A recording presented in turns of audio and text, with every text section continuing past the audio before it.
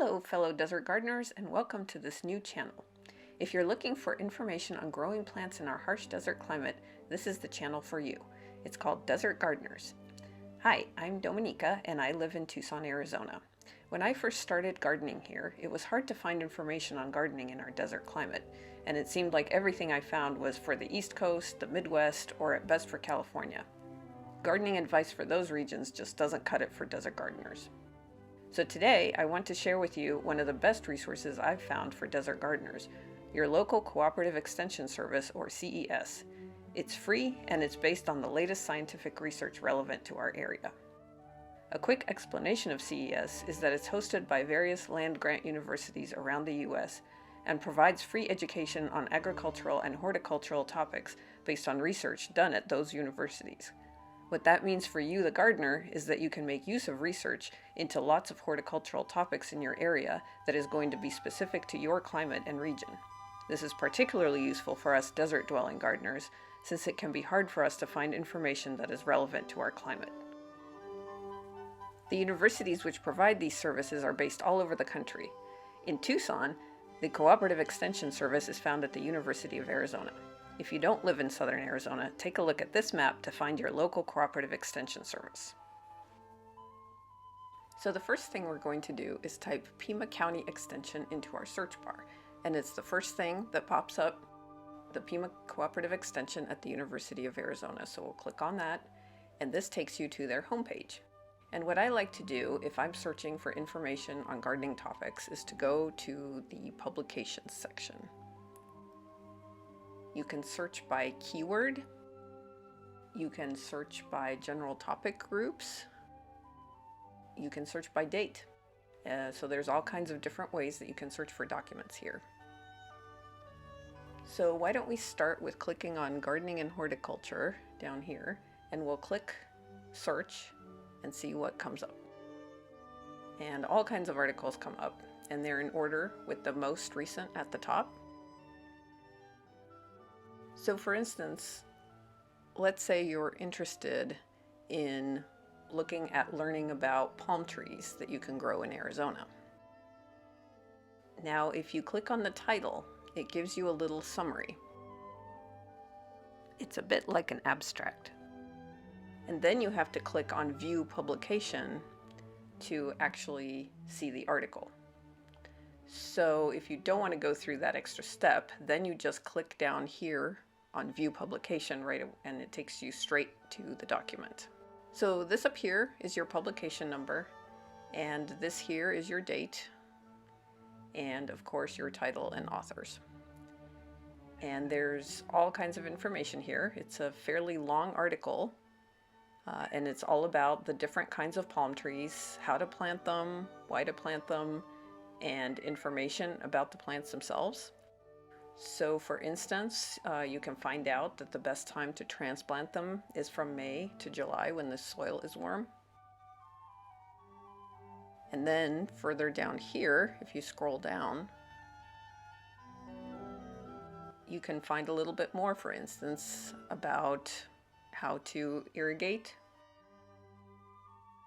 And you can learn here that you need to water it at least 4 to 6 feet, going beyond the trunk to a depth of at least 2 feet. And you can also learn about pests and diseases. So here, once you get to past the pests and diseases section, you can learn about the different kinds of palm trees that grow here. So you can see here there's just an amazing array of different palm trees that you can grow here in Tucson and in southern Arizona in general. And then right at the very end of the document, you will have the information that you need for contacting the author. So this way, if you have further questions, you can contact this person. You can ask them directly via email. And then also at the end, you'll have the references, which you can look up, and even other resources. So you can follow all of these links at the end and copy and paste them into your browser. And these are just a font of information. So let's look at a little bit of a different topic. We will reset the search, and let's say that you want to learn a little bit about a specific plant. So for instance, you want to learn about saguaro cacti, our iconic cacti here in the Sonoran Desert. So just type saguaro and click search, and here we go. So you can see there are several publications on this topic.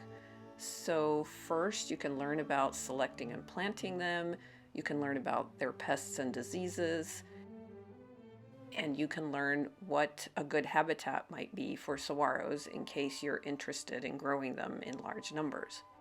And also there's more general information in addition to that on how to transplant a cactus. So why don't we click on the Saguaro Horticulture article, and you can see this is a great article here with lots of wonderful information. So for instance, it helps you figure out what size you should be planting. Like down here, it shows you the size of a saguaro that may be too little to be planted into the landscape.